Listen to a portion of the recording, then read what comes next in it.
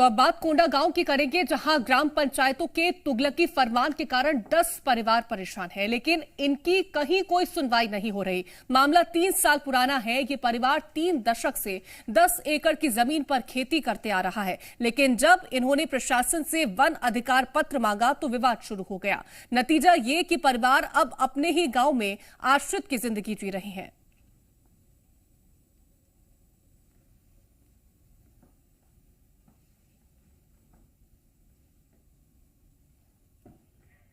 तो यहां पर अपने ही गांव में आश्रित बने हुए हैं ये परिवार। दरअसल पंचायत की तरफ से तुगलकी फरमान सुनाया गया था, जिसके बाद से अब ये जो परिवार है वो लगातार वन अधिकार पत्र की मांग कर रहे हैं, लेकिन इसके बाद विवाद शुरू हो जाता है, जिसके बाद परिवार अब अपने ही गांव में आश्रित बना हुआ है। आपको बता दें कि 10 एकड़ की जमीन पर खेती कर रहे थे।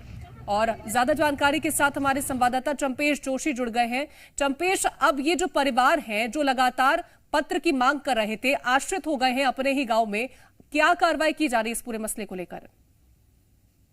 देखिए, कार्रवाई तो होगी, लेकिन सवाल ये उठता है कि आज के समय पे, आज के दौर पे ऐसी तस्वीरें कम ही देखने को मिलती है जिस तरह की तस्वीर कोंडागांव जिले में देखने को मिली है।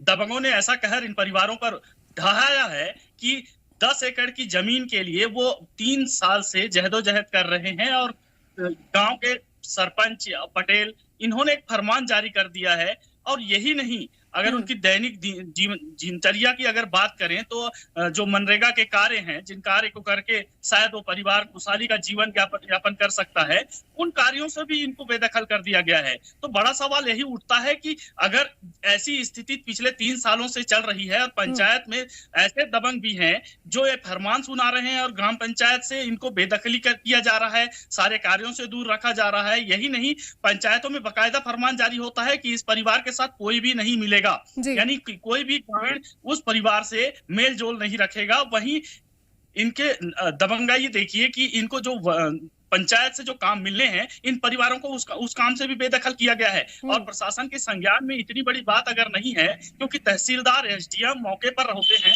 और ऐसे मामलों का संज्ञान में लिया जाना चाहिए, लेकिन पंचायत अगर ऐसी फरमान सुना रहा है तो सरपंच पे और सचिव पे कार्रवाई क्यों नहीं हो रही है? जी बिल्कुल चंपेश, लेकिन अगर ये जो परिवार है वो लगातार अब आश्रित हो रहे हैं, तो ये किस तरह से अपना जीवन गुजर बसर कर रहे हैं? इसको लेकर के क्या किसी अधिकारी की तरफ से अभी तक कोई कार्रवाई नहीं की गई है? क्योंकि पंचायत की तरफ से तो तुगलकी फरमान सुना दिया गया।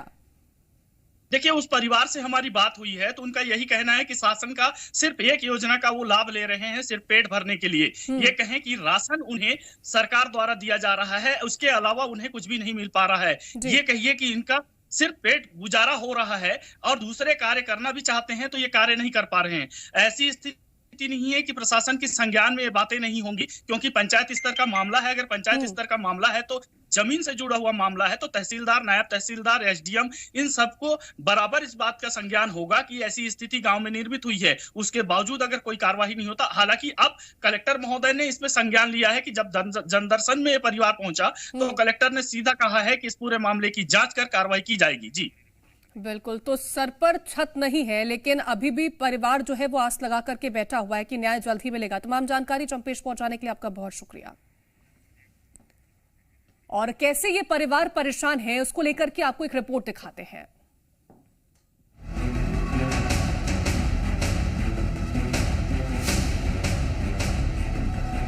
तस्वीरों में दिख रहे ये लोग प्रशासन की मनमानी से परेशान हैं।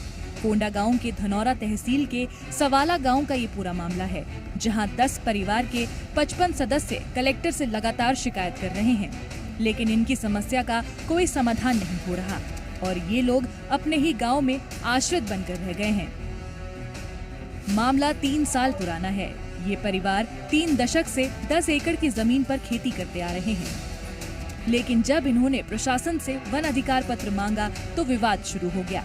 विवाद इस कदर बढ़ा, ग्राम पंचायत ने भी इन परिवारों के खिलाफ तुगलकी फरमान सुना डाला और ये परिवार अब अपने ही गांव में आश्रित की जिंदगी जी रहे हैं। ग्राम पंचायत के फरमान के बाद इन परिवारों से ना तो कोई मिलता है और ना ही इन्हें कोई काम देता है। मामले में अधिकारियों का क्या कुछ कहना है, जरा वो सुनिए। वो जो है ईश्वर में गांव वाले एक तरफ है और ये जो सामने पीड़ित पक्ष है वो एक साइड है। गांव वाले पूरा एकजुट टाइप से उन लोगों का कईयों प्रकरण चल रहा है।